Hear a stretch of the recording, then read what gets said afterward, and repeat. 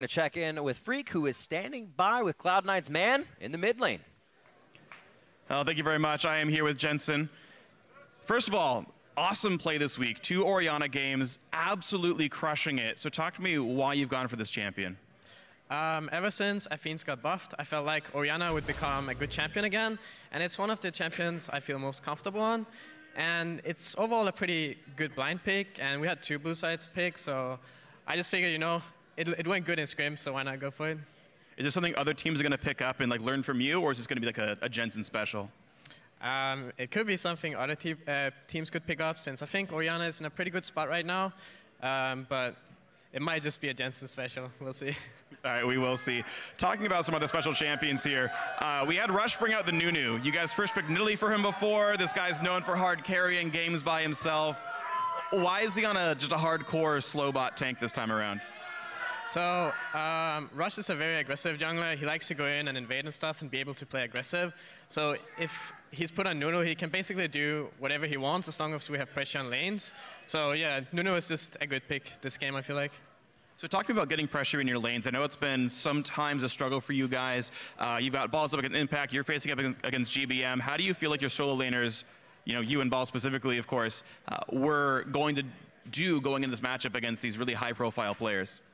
I feel pretty comfortable going in this match because Orianna does pretty well against Zilean, and we got the Poppy pick, so everything went according to the plan, and yeah, we just pushed our advantages and snowballed it, I guess.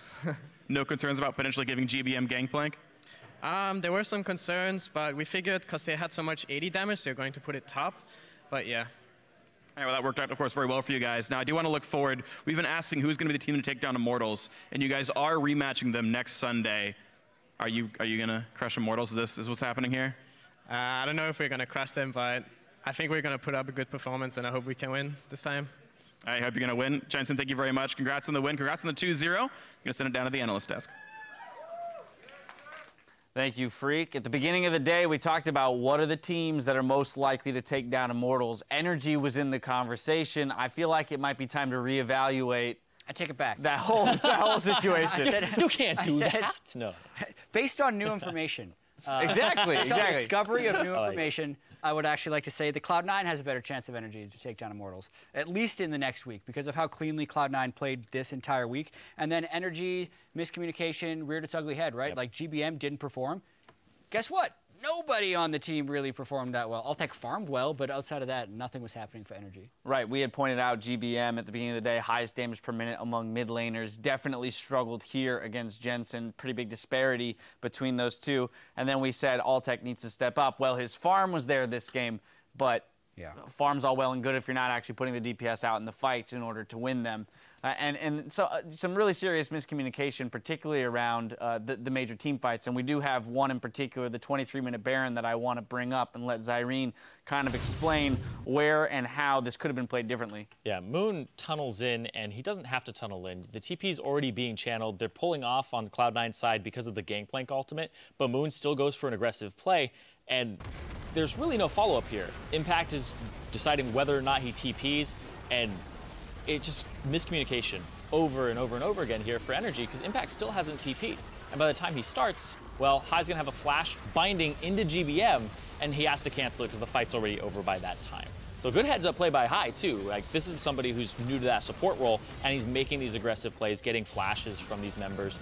And honestly, C9, they're capitalizing off of the NRG mistake, but I think the NRG, we do have to look more into these communication issues because they're becoming more and more prevalent as time goes on. They aren't things that look like they're fixing themselves, they're costing the game more. That flash bind by Hai was kind of good. like, because he was a split second away from dying to a double bomb. Exactly. You could kind of see, like, once Moon died, maybe they were speaking in Korean to fall back, which he's actually said before. They speak in Korean and he can't understand it, so sometimes he's very confused. I think that's what would happen in that fight. But GBM was trying to get a kill in on the backside while everyone was running away, and that's immediately when Hai turned it. And then once that happened, no one else could run because they didn't even have the aid of Zilean speed up or zoning bombs once he was out of the picture. Yeah, and the Zilean comp is so strange when you don't have a Poppy alongside it and empower a member who you really want to jump in there and like a carry-like impact. So I wonder why. What's the condition of picking Zilean for NRG? I want to get in their heads and figure that out because it's confusing to me right now in these comps. I find it to be a very confusing champion select. I mean, Cloud9 here opting for the Poppy first pick, giving away the Gangplank to Red Side, which most would say is unbelievable, but okay, fine. Yeah, maybe it goes to GBM. He's going to perform fantastically on the champion. No, we're going to the top lane, and we have our choice. Last pick Zilean into Orianna. Which wasn't a good matchup. And it wasn't a good matchup. He lost in CS. I mean, Jensen, about 10 CS a minute at 22 minutes. I didn't track I can track it actually right here. By the end of the game, 298. So he was still on 10 CS a minute there in a 29-minute game. I mean, 100 CS up clearly wasn't a good matchup. So then it does make you wonder, where was the impetus for the pick? I think some of it just has to do with how well it went last time. So you're just kind of dying to do it again. This happens all the time. Yeah. I like playing Udyr, personally. Right. If you run Lulu with Udyr, it's really strong. But if you tunnel too hard on that, it's going to suck. Right. And maybe they tunneled a little bit too hard in the Zilean this time, thinking, we 19-0 TSM with this thing. No one knows how to deal with it yet. GBM is great at Zilean. Pick it. I don't think there was a good reason to. Now, the other thing I want to take a look at, though, is the team comp that Cloud9 set up. We had asked, what's going to happen if he goes beyond Nidalee or the Nidalee gets banned? Well, he picks up the Nunu. He still plays a very similarly aggressive style with the invade of the jungle. But Cloud9 smartly played to their win conditions. We saw them pick up an early six-minute Dragon, so they just started the timer on that, as well as prioritizing Rift Heralds. They grabbed 2 of them before that 20-minute mark, and then not afraid to start up a 23-minute Baron, which was the catalyst for that big team fight. So an interesting switch here by Cloud9 as they're showing their hand a little bit and showcasing more than one strategy to victory. Yeah, they're being more and more aggressive and proactive on the map, which is something I wanted to see from this team near the start. I think Hai is adjusting to that role of support very well, and they're running these pick compositions and denying vision appropriately, but they're also playing team fights well because it looks like they're synergizing well in the mid lane, right? Rush is now getting along with Jensen, and they seem to be in sync with each other. I remember that fight that happened where Moon got revived, but they were just all in that cluster, and more Cloud9 members showed up way faster than NRG, even though NRG started that fight. So they seem like it's gelling now, and Cloud9 are in a much better spot after their first 2-0 weekend. Yep, Cloud9 evening it up at 5-3 with NRG and making their case for the first team that might take down Immortals. We're headed to a break, but don't go anywhere because when we return, Renegades is taking on TSM. You're watching North American LCS.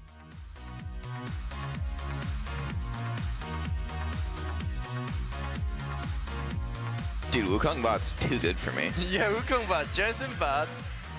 Jensen bot's too fucking strong for me. Jensen bot, beginner. Beginner Jensen bot is too hard for me. Yeah, tries to juke sneaky every time.